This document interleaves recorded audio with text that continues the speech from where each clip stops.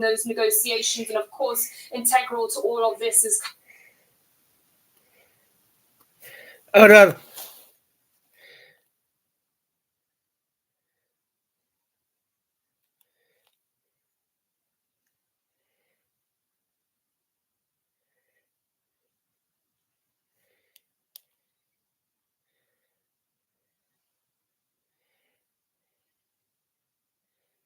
Government, the Israeli military, and the decisions being made by that small war cabinet. It's really interesting to see the change here from October the 7th. It started off with a rhetoric where they were saying we're going full in, there's going to be a war, and then there seem to be major delays. Well, we can say from what we're seeing give me a minute. is there's a real change here in the tide.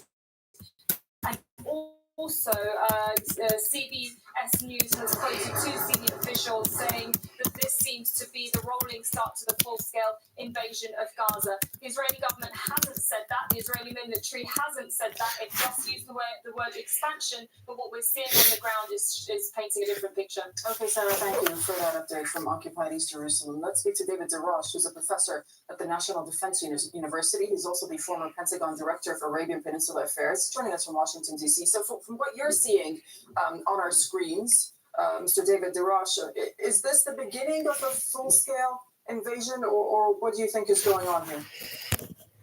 Well, I can't see your screens. I would be surprised if it... Yeah, I can't see the screen either.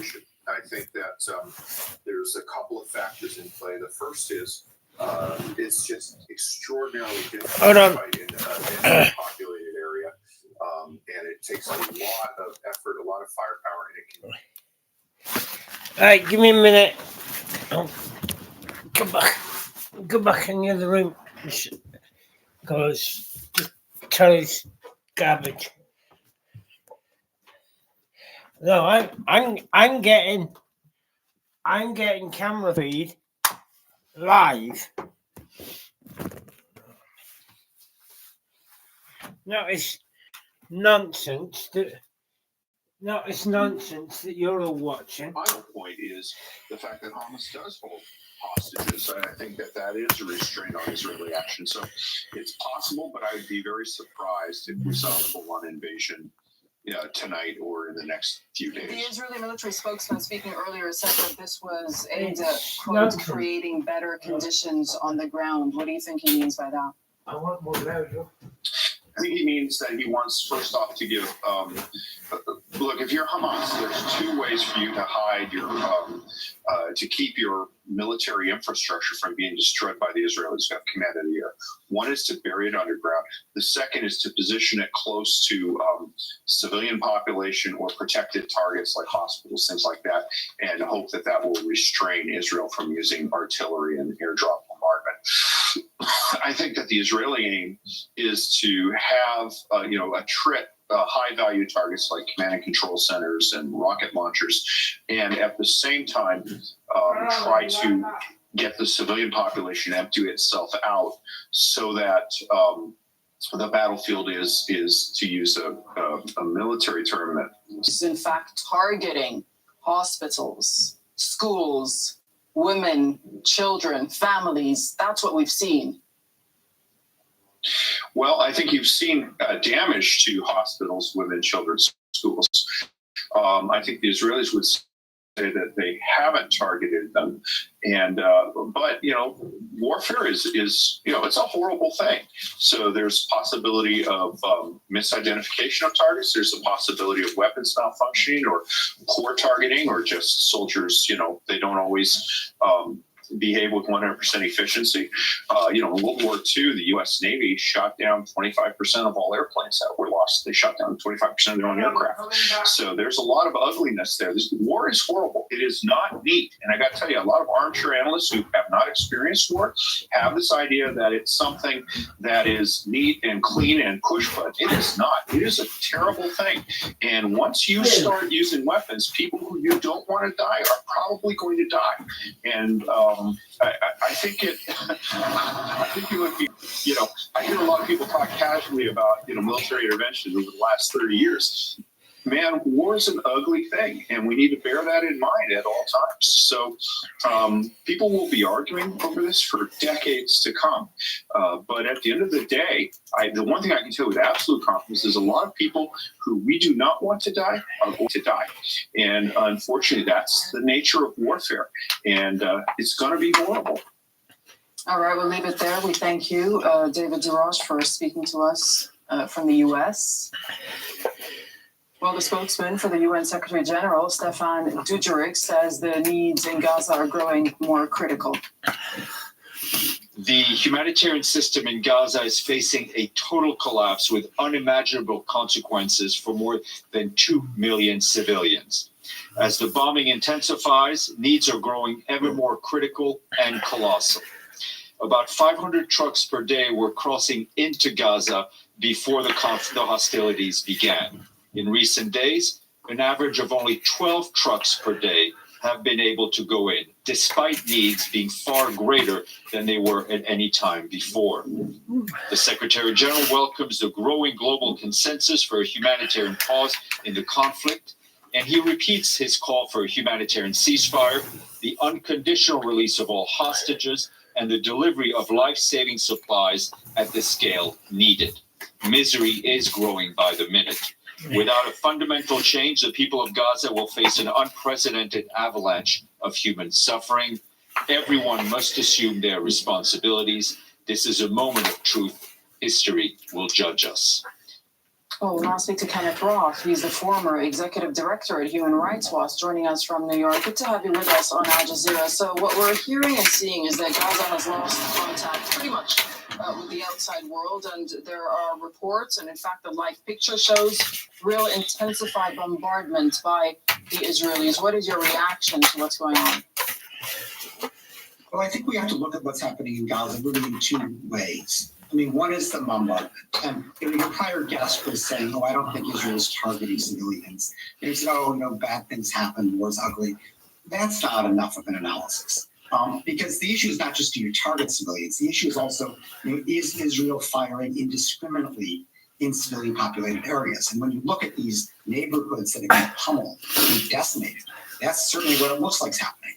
Or there's a separate duty that even if you're aiming at a military target, you cannot fire if the consequences to civilians will be disproportionate. And here we've seen Israel, blowing up huge apartment buildings, rendering 100 families homeless at a shot because of some ostensible Hamas presence. Then if you look at the humanitarian angle, international humanitarian law is absolutely clear that Israel has a duty to allow humanitarian aid in. Now, its latest response is to say, Hamas, they have supplies in their tunnels. But we've already seen that Hamas is pretty much indifferent to the Palestinian civilian population, and they should not have to depend on Hamas for their survival when the UN is sitting there in Egypt and has the capacity to provide the aid that 2 million plus civilians need. Israel is wrong to be blocking that, and they allow this little drip, drip, drip in, which is barely making a difference, and they still are not allowing in water, electricity, the fuel needed. So what you're essentially saying is that this is collective punishment, isn't it? And collective punishment is considered a war crime. Absolutely. In other words, the particular, frankly, both the siege and some of this indiscriminate bombardment is treating almost everybody in Gaza as if they're Hamas. And you even saw elements of this when the Israeli Defense Minister said, these are all just human animals. Now, this is completely wrong under international humanitarian law. And personally, it doesn't matter whether somebody, once voted for Hamas, even though it's been 16 years and, half of the Gazan population is kids. It doesn't matter what their personal sympathies are. These are civilians. And unless they take up arms, they cannot be targeted. But the Israeli government is treating them almost as if they're Yeah, but wars do have rules, don't they, Kenneth Roth? civilians must be protected. And what we're seeing here is that civilians are not being protected. Absolutely. In fact, these are not rules that, human rights groups made up. These are rules that the governments of the world, the militaries of the world, wrote for themselves. And, those are the rules that from all the fires. Hamas had gone and slaughtered and abducted Israeli civilians. The same rules apply to Israel. And a basic rule is it's that bad do not the justify sky's war crime on the other actually side. Israel. now These are glowing red. non-reciprocal obligations. Well, And these orange. are not rules to be followed when things are not so difficult. These are rules for war. When your side is getting killed, you're still obliged to follow these rules. We saw a couple of hours ago at the UN General Assembly a resolution being passed that calls for a humanitarian truce, and one of the This is crazy. was in fact Even protection if you look at the of towers, civilians. even the How do you, where they're going. How do you even see that? Where they coming going? out? Well, I mean, We in know essence, that what they're saying place. is abide by humanitarian law. Yeah, because I can say normally they zoom in on it. The imprimatur of the General Assembly, 193 nations, basically every nation of the world, to say this is really important. Israel, you're already obliged legally to follow these rules. You've got treaties. Now we're pushing you to do something. Now, one of the next steps that could be taken is by the International Criminal Court. It has jurisdiction for all of these atrocities. It is, Palestine, the state has given it jurisdiction. And the sad thing is that Karim Khan, the chief prosecutor, who's had an open investigation for the 2.5 years of his tenure, is basically slow walking that investigation. There's been no visible progress at all.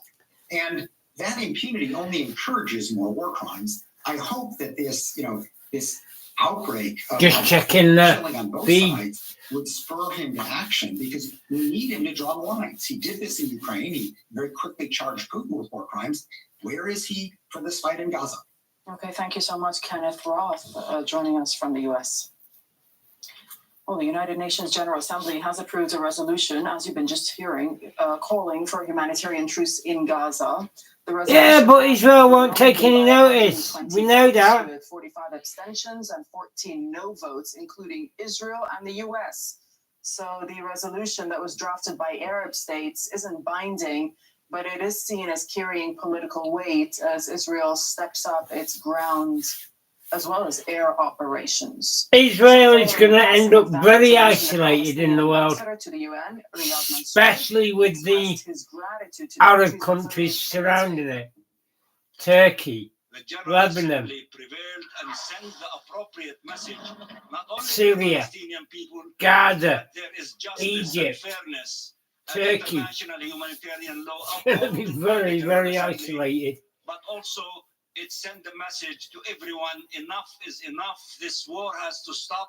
The carnage against our people Fucking hell, has to stop. I know that place. Humanitarian assistance should That place here to enter is Gaza a falafel restaurant. 100 truckloads of Good God. humanitarian assistance. Yeah, and to stop no joke. crime I against actually humanity. know that place. Forced transfer. I am so proud to be with this group, with my brothers and sisters who carried Palestine high on their shoulders, and they prevailed, and their Well, at least it's still standing. Well, as Israel intensifies its bombardment of Gaza, Oh wow! I never thought I'd see a falafel restaurant that I know. Wow! No, as soon as I saw the building, I urged the recognized international it. community to take immediate action to stop Israel's ongoing attack. I actually know From the Ramallah to owner. tell us about the protest that took place earlier on, not only in Ramallah but across other areas of the occupied West Bank.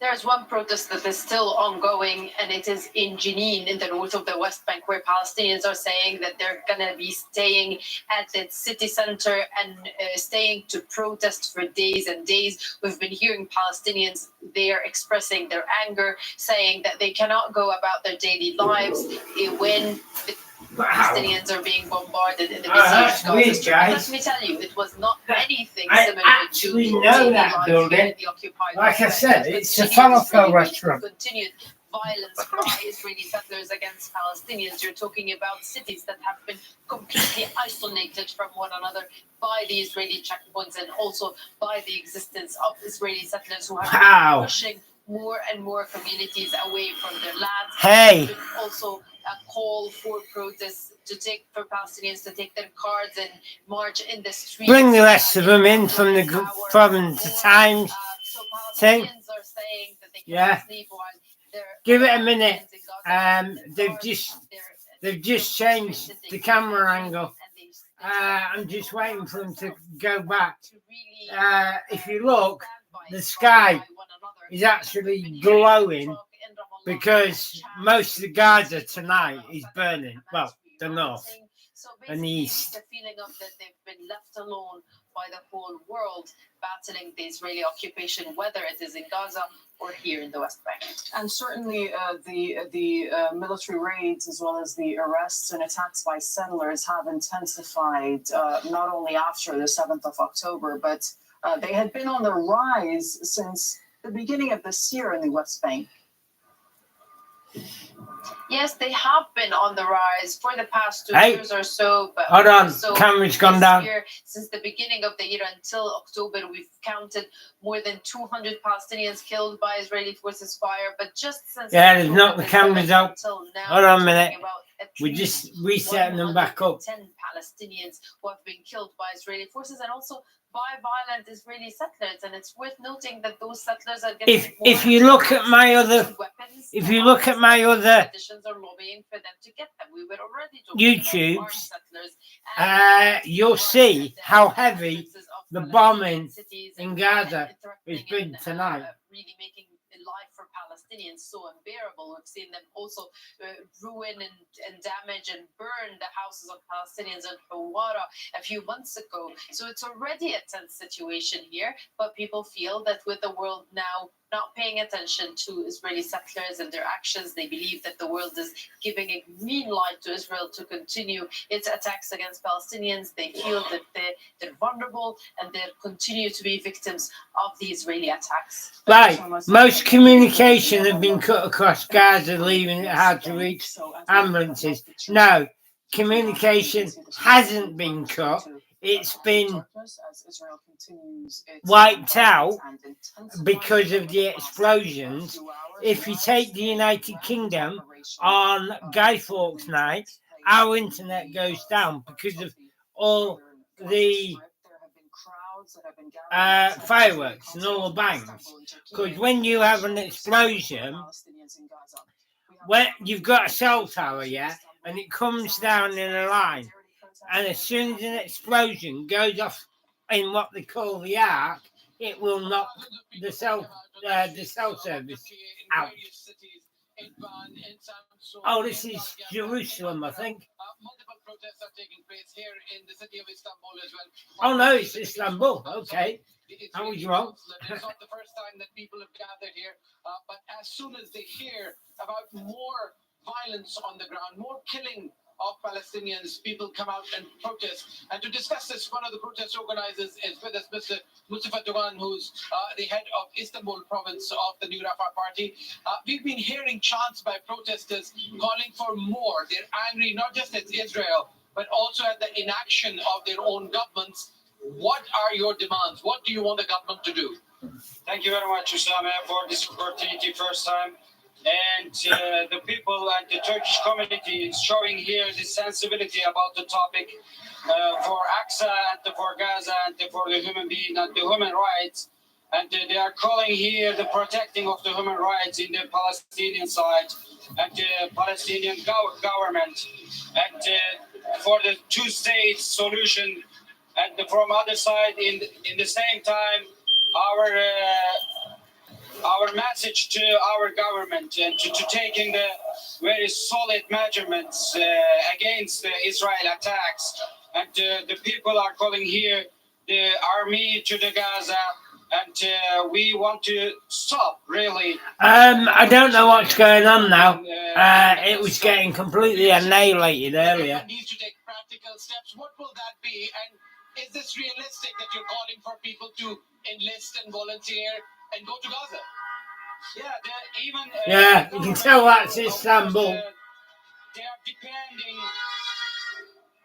depending the international rules and the laws, but the people are here really the feeling exactly in the heart for the Gaza and for the babies who kill it even every day. Maybe the thousands of the babies. And because of this, we want to, as a Turkish community, to stop this violation against the human dignity.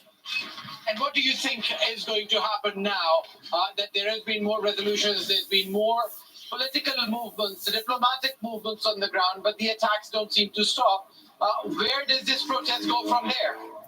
Because of this, the people are calling here, we need to take a solid measurements, not the resolutions, not the condemn of the Israel attacks and the What's that? For example, the Islamic countries or the Muslim countries can come together and establish the peace power of Yeah, there's nothing happening now. It was all hell earlier. So I don't quite know what's going on now because there's nothing, not even flesh. At the Gaza or the Palestine, going every day the smaller land, and there is no explanation for this. We have the one, how to say, the state who is not knowing any resolution, any condemning, and Yeah, any I think law it's of bedtime. the international. Oh well, never mind.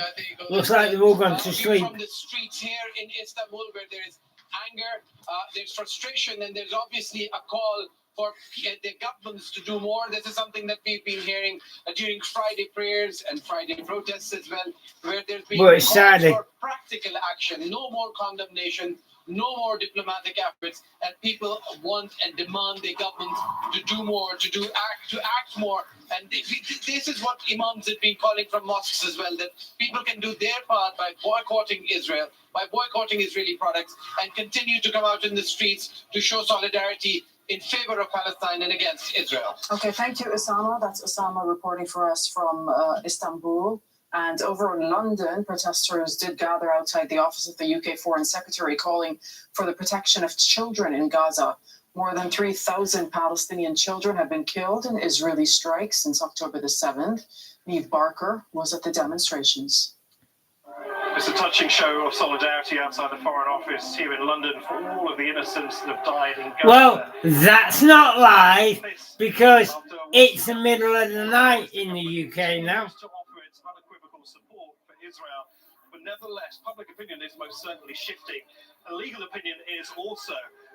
More than 250 of the country's leading lawyers, we're talking about incredibly senior King's councillors or senior judges, have tabled an open letter to the government in what is tantamount to legal advice, whether the government wants it or not.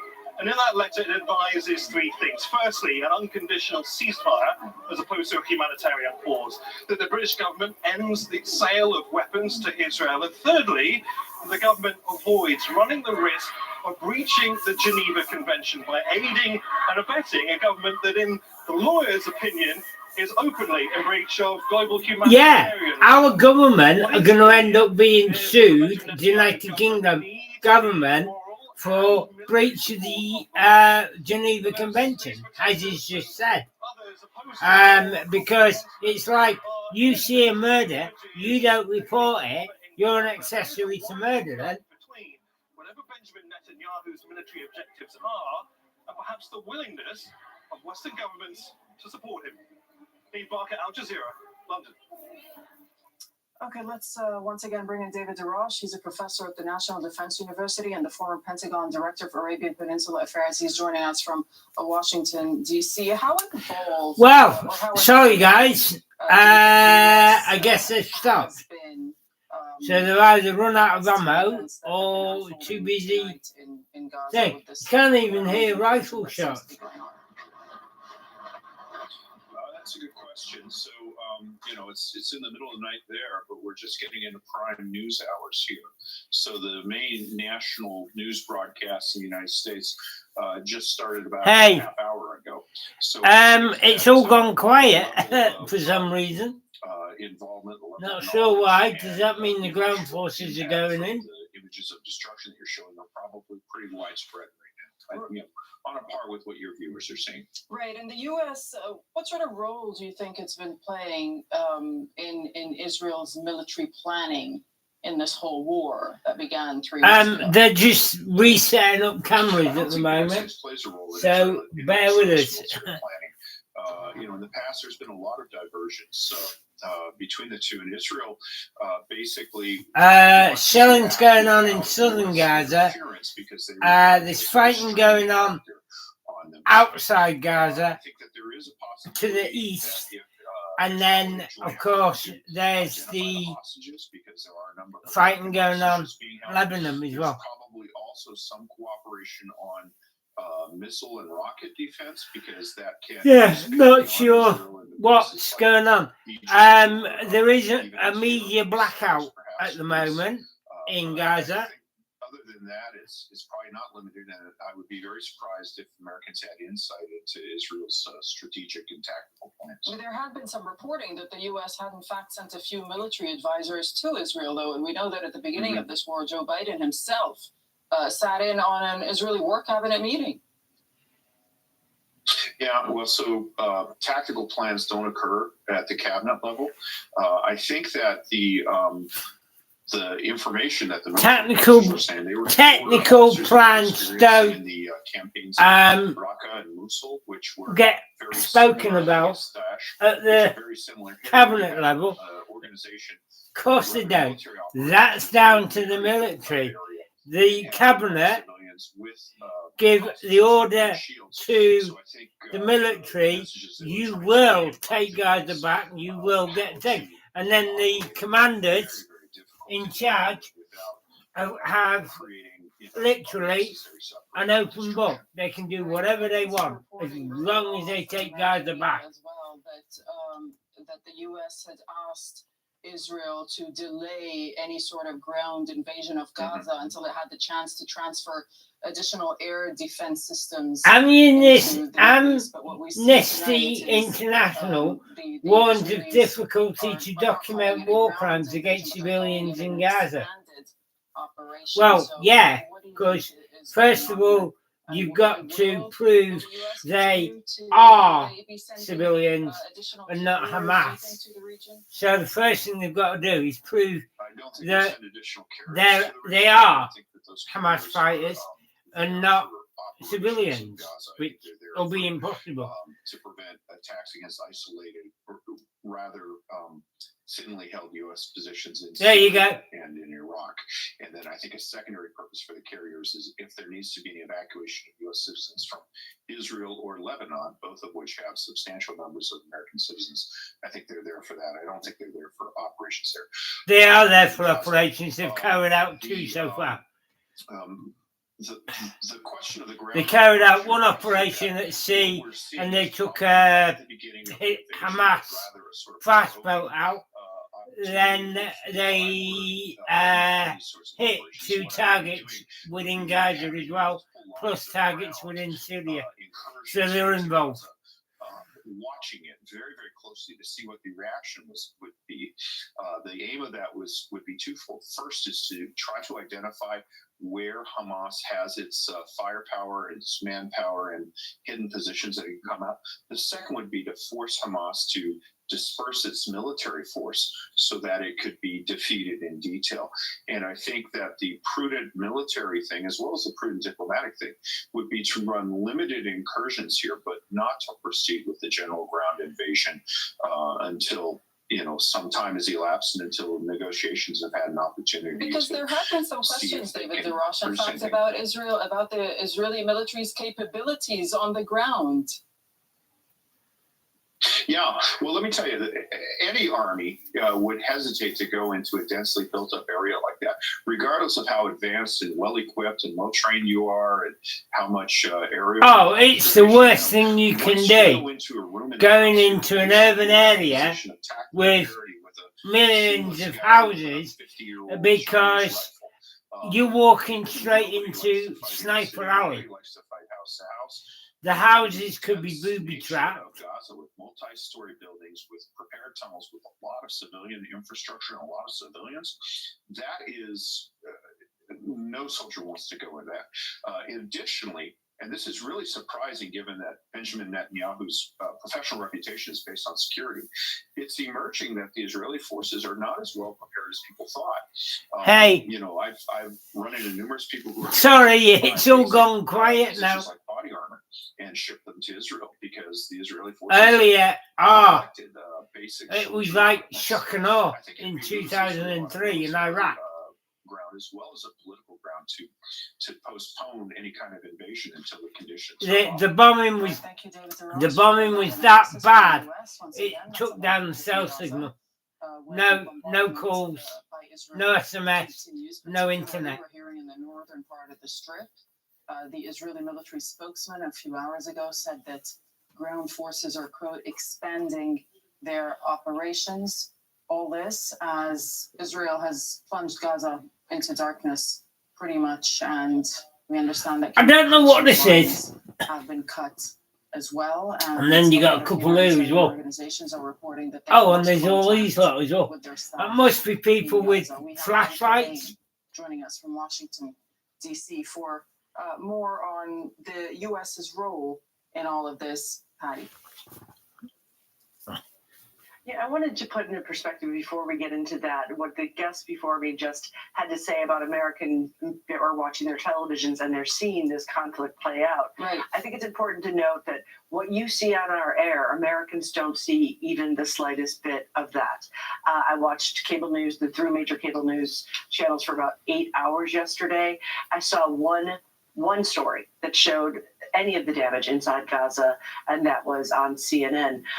The other channels tend to show military strikes from video provided by the Israeli Defense Forces, so it's that aerial picture, black and white, and you just see inanimate objects. Yeah, as per normal, the Americans are lying to the population like the British media is lying to us in Britain. When you hear about the American response. I know people on the ground in Gaza, and we've lost contact with them all today. They're safe. It's just that all the bombs going off today has knocked out the cell signal, so they can't send me messages. I got a picture earlier from someone of three kids standing outside a bombed area with a Palestinian flag.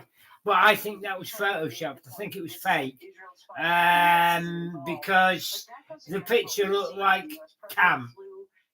camouflage rather than dust. First days after the U.S. sent in supplies, the president has asked Congress for $14 billion for Israel. A three-star general as our guest mentioned, a three-star general along with other army officers sent into Israel to go over the plans, to talk about lessons learned from places like Fallujah, because as you mentioned, city to city, house to house combat is the most dangerous and deadly for both civilians and for the military. Right. You take all these windows, every single one of them could have a sniper. He said he didn't necessarily believe those numbers, and he was criticized from someone in his own party over what seemed like a very callous statement. All right, Patty, thank you so much. Well, I'm sorry, but earlier it was from Gaza, where the UN is it was like shock and awe in Iraq.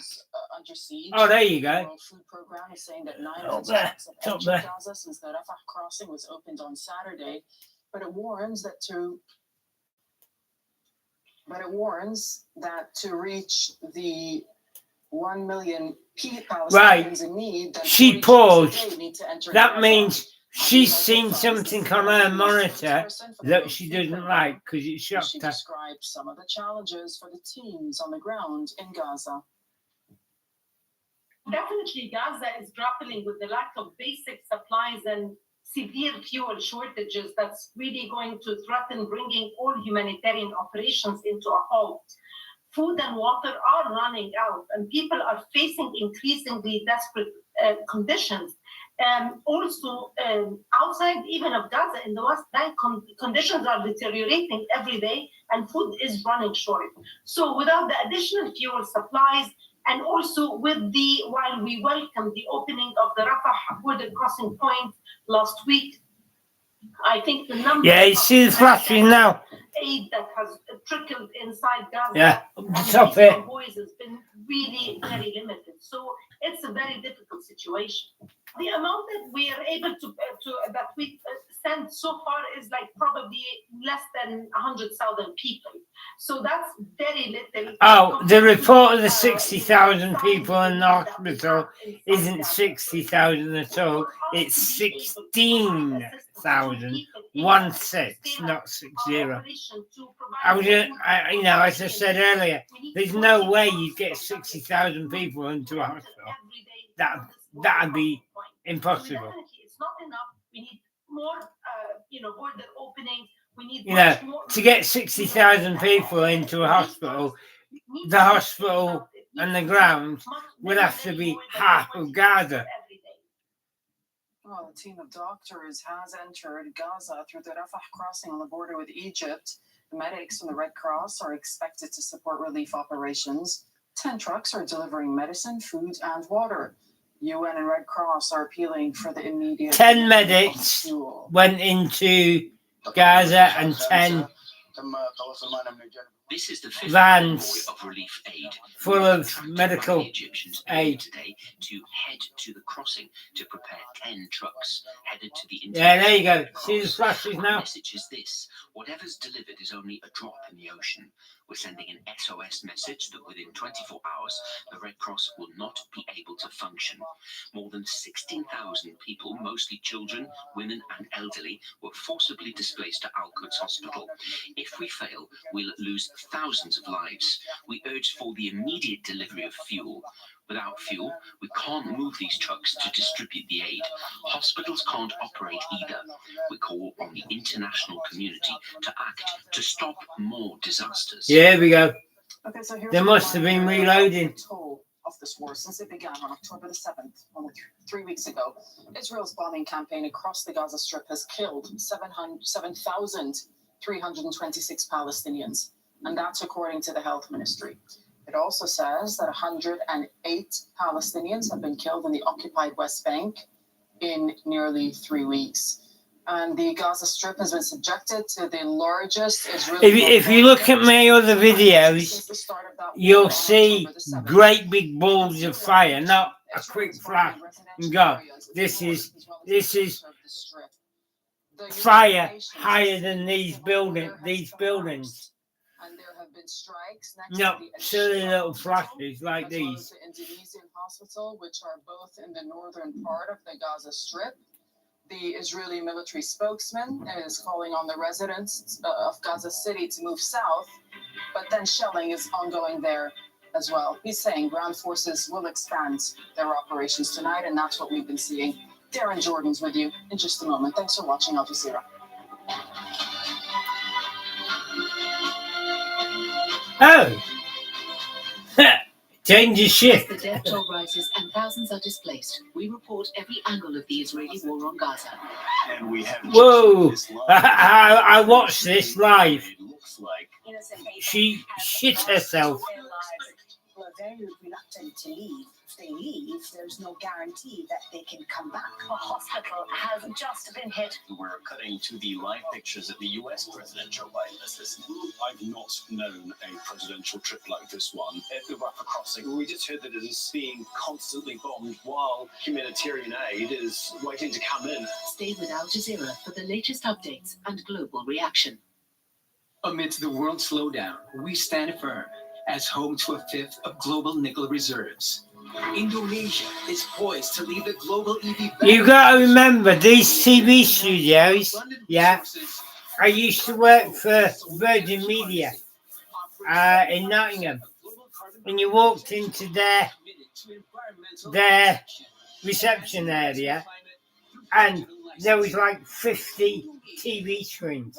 And this is what a TV studio is like. They're watching millions and millions of screens at once.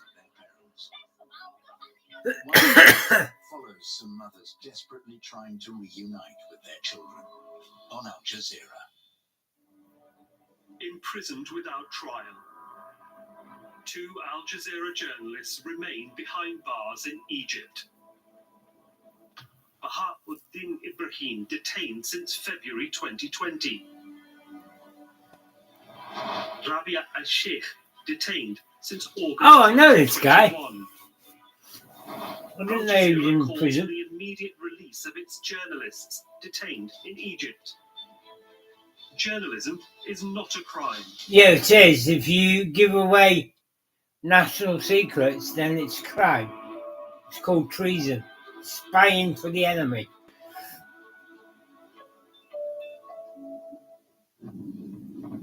Yeah, there you go, look. Gaza is subjected to the largest Israeli bombardment since the start of the war.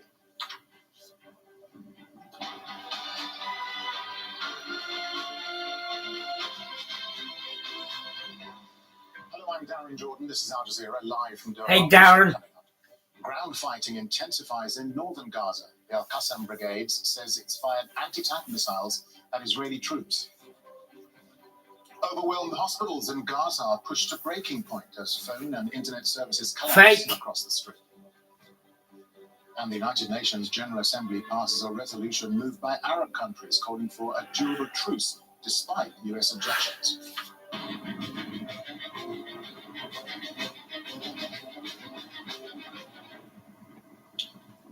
Well, it's just past 2300 GMT. That's 2 a.m. in Gaza. We're bringing you continuing coverage of Israel's war on Gaza. Let's quickly remind you of the latest developments then. Over the past several hours, the Gaza Strip has been subjected to the largest Israeli bombardment since the start of the war on October 7th. These are live pictures. Israel is bombing residential areas in the north and center of the Strip. The United Nations says civil order has collapsed. In the last few minutes, there have been strikes next to the Al-Shifa hospital and the Indonesian hospital, which are both in the northern part of the Gaza Strip. The Israeli military spokesman is calling on residents of Gaza City to move south, but shelling is ongoing there as well. And Israel says... UNRWA, I don't know what that is.